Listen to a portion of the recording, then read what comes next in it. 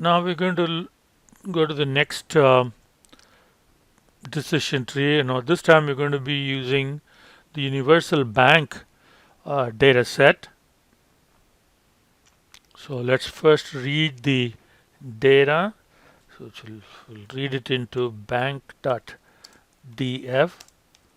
read.csv, universal bank.csv. Okay. Now, in the universal bank, so you have a bunch of columns, of which the zip code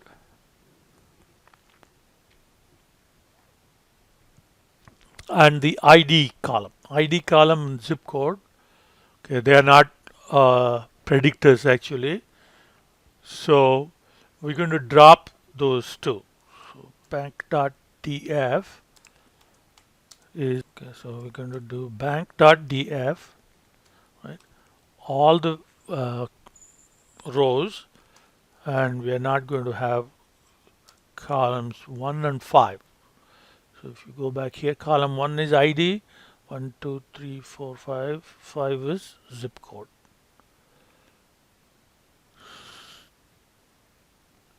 So you run that, and now we have 12 variables instead of 14. Now we do a partition. So when you do a partition, so let's start with set seed. So what the results are reproducible, and then we do train.index, and we're going to set that. We're going to use the create partition from caret. Can we specify the target here? So bank.df personal loan, okay, and then the probability, and we've been using 60%, so we'll continue to use 60%. Okay, and then list equal to false. We want a vector and not a list. And then we will partition bank.df. Okay, all the train rows. Okay, we'll go to train.df, and valid.df will be all the rest. So bank.df minus train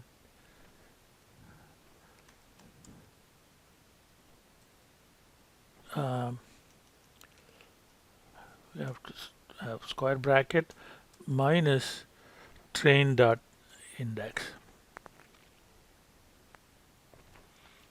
Okay, so now we'll run these 4 lines of code. Okay, so now we have the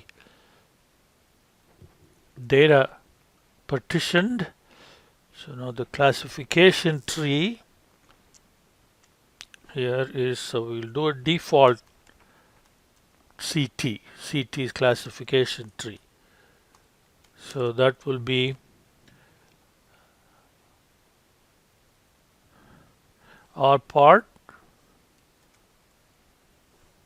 right? Personal loan, that's the target. Okay, tilde period, all other variables should be predictors.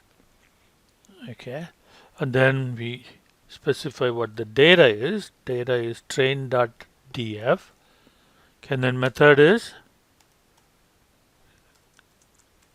class. So if you don't specify any other parameters, then that's your default tree. So all the default parameters will be used, and then we can print the tree using PRP. Okay, so we'll do that here. Okay, Okay, so run this one. So we have the tree calculated, and then PRP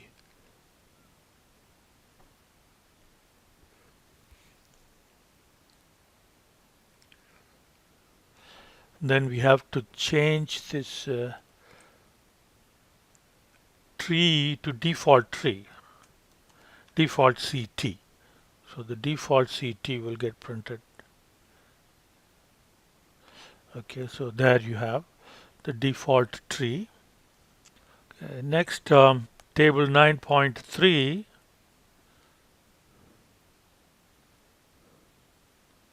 Okay, we'll come back to this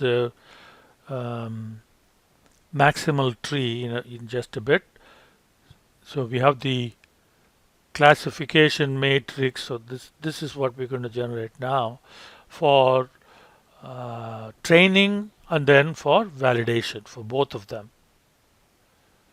So table 9.3.